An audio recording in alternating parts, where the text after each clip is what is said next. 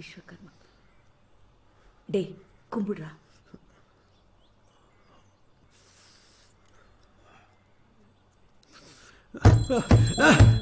ஸ்ரீகாந்த், என்னடா? முடியலம்மா. ஐயோ,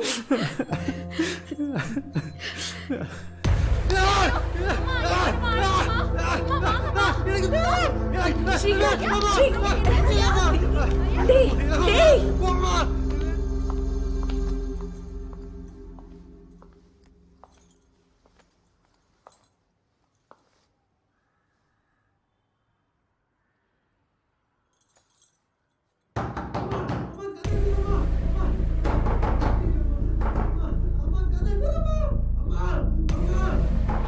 என்ன நடக்குதுங்க?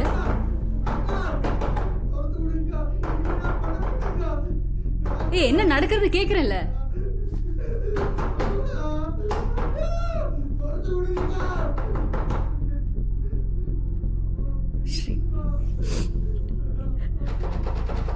ஸ்ரீகாந்துக்கு போத பழக்கம் இருக்கு.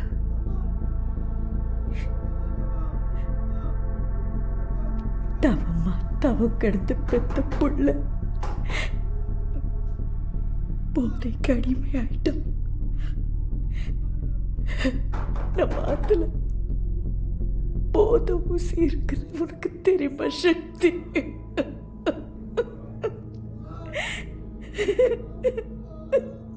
பெருமளை என்ன பண்ணுவேன்? சரியாயிடுமா? விடுமா, சரியாயிடும். இல்ல சக்தி, விடுமா, சரியாயிடும், சரியாயிடும்.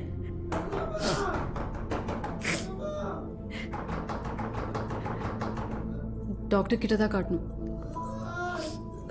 சக்தி டாக்டர் கிட்ட காட்டினா தாமா சரியாகும். சக்தி வேண்டாமா?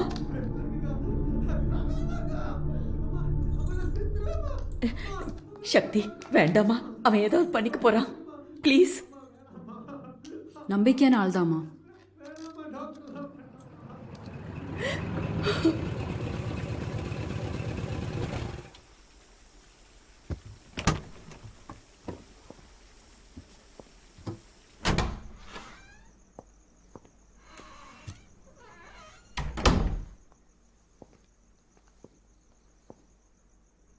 மறுவாழ்வு மையம் அதான் ஒரே வழி.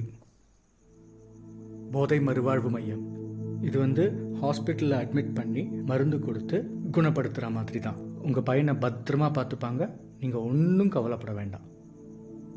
டாக்டர், ஆனால் இங்கே அதை பற்றி நீங்கள் கவலைப்பட வெளி ஸ்டேட்டில் பார்த்துக்கலாம். இல்லை டாக்டர், அவனை அப்படி தனியெல்லாம் அனுப்ப முடியாது. அம்மா, மறுவாழ்வு மையத்தில் நன்னா பார்த்துப்பான். இந்த ஸ்டேஜில் நம்ம அவன் ஏற்கனவே மனசு உடைஞ்சு போயிருக்கான். அவனை பிரிஞ்சு என்னாலையும் இருக்க முடியாது டாக்டர். அம்மா, இப்போ அவனை நல்லபடியாக காப்பாற்ற இது மட்டும்தான் வழி. டாக்டர் சரி போகலாம் வாங்க டாக்டர். பெங்களூரில் ஒரு மறுவாழ்வு மையம் இருக்குது, அங்கே விஷயம் வெளியே போகாமல் பார்த்துப்பாங்க. அங்கே போய் சேர்த்துருங்க. உடனடியாக செய்யுங்க டாக்டர். நான் முதல்ல சில பேர்கிட்ட பேசி அதுக்கு ஏற்பாடு பண்ணுறேன். அப்படி என்னடி உனக்கு தம்பி மேல திடீர் பாசம்? அவன் இருக்கானா செத்தானா கூட இவ்வளவு நாள் பார்க்காம ஓ உலகத்தை மட்டும் பார்த்துட்டு இருந்த. என்னைக்காவது ஒரு வார்த்தை அவன் கூட பாசமா பேசிருப்பியா நீ? பாவம் புள்ள அவனுக்குள்ளேயே அவஸ்தைப்பட்டு இருந்தா. ஓ, அப்போ இது கூட ஏன் தப்பு தானாமா? சக்தி, நீ இதுல தலையிடாத. பெத்த தாயா நானே என் பையனை பாத்துக்கிறேன். நீங்களே பேசி முடிவெடுங்க. அவங்க புள்ள சம்பந்தப்பட்டது, நான் எதுக்கு அனாவசியமா?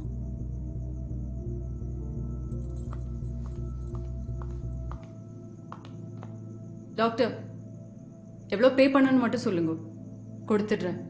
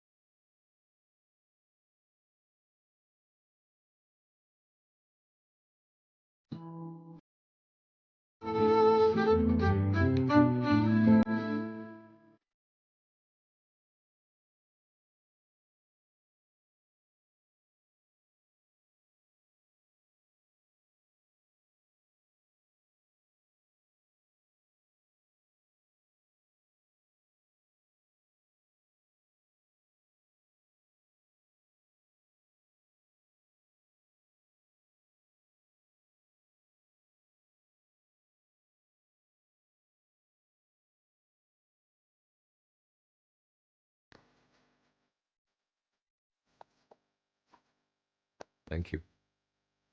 உன்னை இங்கே பார்க்கவே நல்லா இருக்கு. பார்ட்டிக்கே இப்போ தான் உயிர் வந்திருக்கு.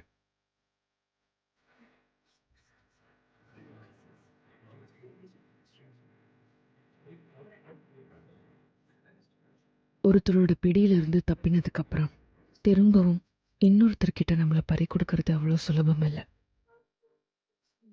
இவரும் எவ்வளோ வேறுபட்டு இருந்தாலும் இந்த உணர்ச்சியை எப்படி நம்ப முடியும்?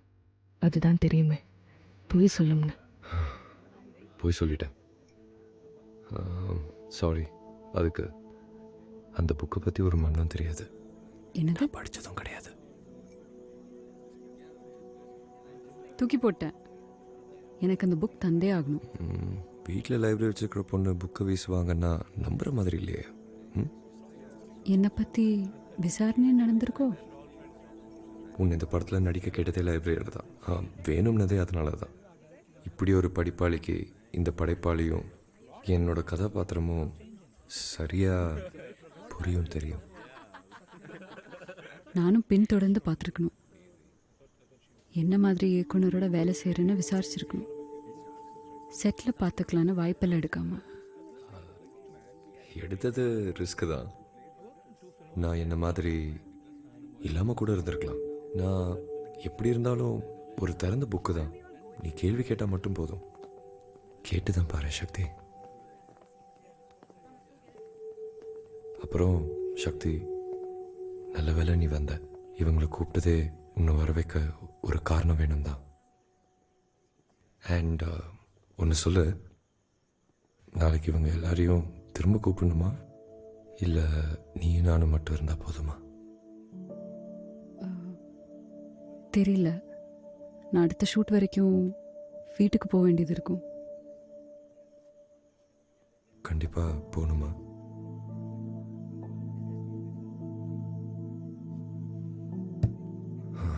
அப்போ இந்த சான்ஸ் என்னால் விடவே முடியாது. உங்களோட இந்த டான்ஸ் கிடைக்குமா?